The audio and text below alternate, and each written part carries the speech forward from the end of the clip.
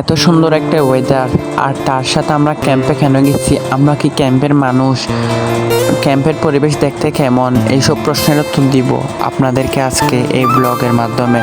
এইসব জানতে হলে দেখতে হবে আমার পুরো ব্লগ। ফ্ল্যাশব্যাক।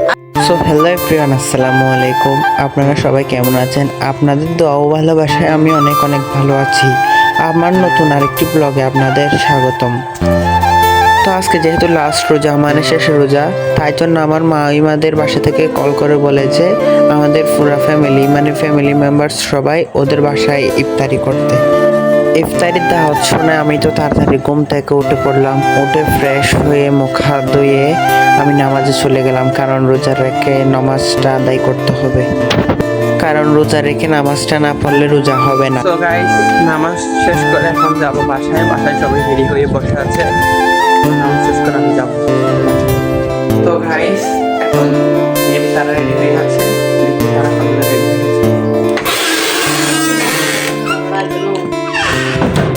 সবাই রেডি হয়ে বসা আছে, এখনো একজন রেডি হচ্ছে। আর আপনারা সবাই রুমটাকে ইগনোর করবেন, রুমটা আমরা জানি অপরিষ্কার হয়ে আছে, রুমটাকে ইগনোর করবেন। তো সবাই রেডি হয়ে আছে, আরেকজনকে দেখেন ও রেডি হয়ে বসে আছে, আর প্যান্টগুলা চিনা চিনা লাগে কিনা আপনারা কমেন্টে জানান। তো গাইস, এখন আমরা সবাই বের হয়ে গেছি, সবাই একে একে সবাই চলে যাচ্ছি আমরা। দেখেন রাস্তা থেকে বেরিয়ে একটু হাঁটতেছিলাম, তো হঠাৎ করে আমরা গাড়িও পেয়ে গেলাম।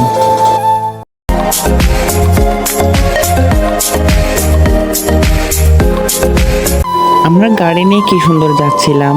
ও কথায় আছে না, অবাগা যেদিকে যাই সেদিকেই নদী শুকিয়ে যায়।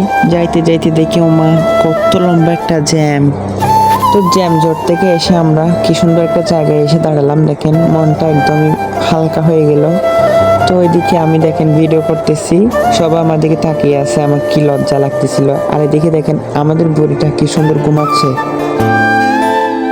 গাড়ি থেকে নেমে আমরা সবাই একটু একটু হাঁটতেছিলাম, কারণ এখানে গাড়ি চলবে না, আমাদের হাঁটিয়ে যেতে হবে এখান থেকে। সো হাঁটতে হাঁটতে আমরা সবাই কিন্তু প্রায় ক্যাম্পের অনেকটা ভিতরে চলে আসছি। আর ক্যাম্পের যত ভিতরে যাচ্ছিলাম ততই কিন্তু আবর্জনা দেখতে পাচ্ছিলাম, বেশি মানে খুবই বেশি আবর্জনা। আর আপনারা সবাই কম বেশি সবাই জানবেন যে ক্যাম্পের ঘরগুলা অনেক ঘন, মানে অনেক ঘন। ওইখানে যারা চাকরি করে বা এখানে যারা থাকে তারাই বুঝতে পারবে। আমরা সবাই কিন্তু হাঁটতে হাঁটতে ফাইনালি আমার মামিমাদের বাসায় পৌঁছে গেলাম, মানে আমার বাপের বাসায় পৌঁছে গেলাম। আর এত হাজার হাজার ক্যাম্পের ঘরের মাঝখানে কিন্তু ওনারা থাকে, আর ওনাদের জমিতে কয়েকজন রোহিঙ্গাও থাকে। আর ক্যাম্পের ভিতরে দেখেন ওনারা এত সুন্দর করে বাড়িটা গড়েছে, মানে চোখ সরানো যায় না বাসা থেকে। আর এনারা সবাইকে দেখেন এসে কিন্তু সোফায় বসে পড়লো, আর আমি দেখেন তাদেরকে ভিডিও করতেছি। আর রোজা থেকে যেহেতু সবাই টায়ার্ড ছিলাম, সবাই একটু রেস্ট নিলাম। তো রেস্ট নেওয়ার পর আমরা সবাই কিন্তু ইফতার রেডি করে ইফতারিতে বসে গেলাম। আর এগুলো যেগুলো দেখতে পাচ্ছেন বেগুনি, আলুর চপ, সেগুলো কিন্তু আমাদের বাসা থেকে নিয়ে গেছিলাম। আর আমি শুরু করছি টক দই দিয়ে। টক দই মানে অনেক স্বাদ লাগে আমার ইফতারিতে। তারপর ছিল ছোলা মুড়ি, মানে আপনাদের বাসায় বলে মুড়ি মাখা, প্লাস ছিল সেমাই। আর সেমাইটা এত পরিমাণে স্বাদ ছিল, আমি যতই নাম করব ততই কম হবে।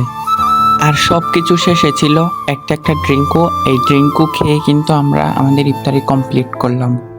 তো ইফতারি খাওয়ার পর সবাইকে বিদায় জানিয়ে আমরা চলে যাচ্ছি আমাদের বাসায়। তো আজকের ব্লগটি এই পর্যন্ত ছিল। আপনাদের ব্লগের কোন অংশটি বেশি ভালো লেগেছে কমেন্টে জানাতে বলবেন না। ব্লগটি ভালো লেগে থাকলে একটি লাইক এন্ড চ্যানেলটি সাবস্ক্রাইব করে পাশে রাখবেন।